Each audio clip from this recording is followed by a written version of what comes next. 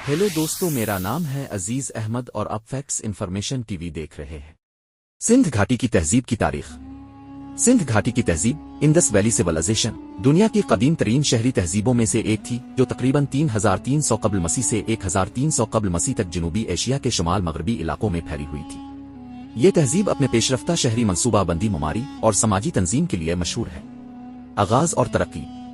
सिंध घाटी की तहजीब का आगाज ज़री कम्युनिटीज से हुआ, जो बतदरीज पेचीदा शहरी मुआशरों में तब्दील हुई। इस तहजीब की तरक्की को 3 मराहिल में तकसीम किया जा सकता है। एक इब्तिदाई हड़पिन मरहला 3300-2600 कब्ल मसीह। इस दौर में ज़री आबादियां बढ़ी और तिजारती नेटवर्क कायम हुए। 2 बालिग हड़पिन मरहला 2600-1900 कब्ल मसीह। ये तहजीब का उरूज था, जिसमें बड़े मुनज़्ज़म शहर जैसे हड़पा और मोहनजोदड़ो वजूद में आए। 3 आखिरी हड़पिन मरहला 1900-1300 कब्ल मसीह। इस दौर में शहरी मराकिज का ज़वाल शुरू हुआ और लोग देही इलाकों की तरफ मुंतकिल होने लगे। जोग्राफियाई हुदूद। सिंध घाटी की तहजीब का फैलाव बहुत वसी था, जो मौजूदा पाकिस्तान, शुमाल मगरबी हिंदुस्तान और शुमाल मशरकी अफगानिस्तान के कुछ हिस्सों तक फैली हुई थी। इसके अहम मराकिज में शामिल थे हड़पा पंजाब में, मोहनजोदड़ो सिंध में, धोलावेरा गुजरात में, राखीगढ़ी हरियाणा में, लोथल एक अहम बंदरगाही शहर।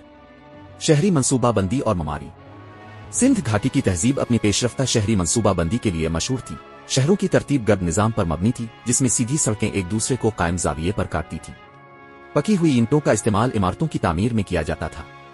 पेशरफ्ता निकासी आब का निज़ाम मौजूद था, जो सेहत और सफाई की अहमियत को जाहिर करता है। मोहनजोदड़ो में अपग्रेड बाथरूम जैसी इमारतें समाजी और मजहबी अहमियत की हामिल थीं। माशी निज़ाम और तिजारत। सिंध घाटी की तहजीब का माशी निज़ाम बहुत पेशरफ्ता था। ज़राअत मईशत की बुनियाद थी, जिसमें गंदम, जौ और कपास की काश्त अहम थी।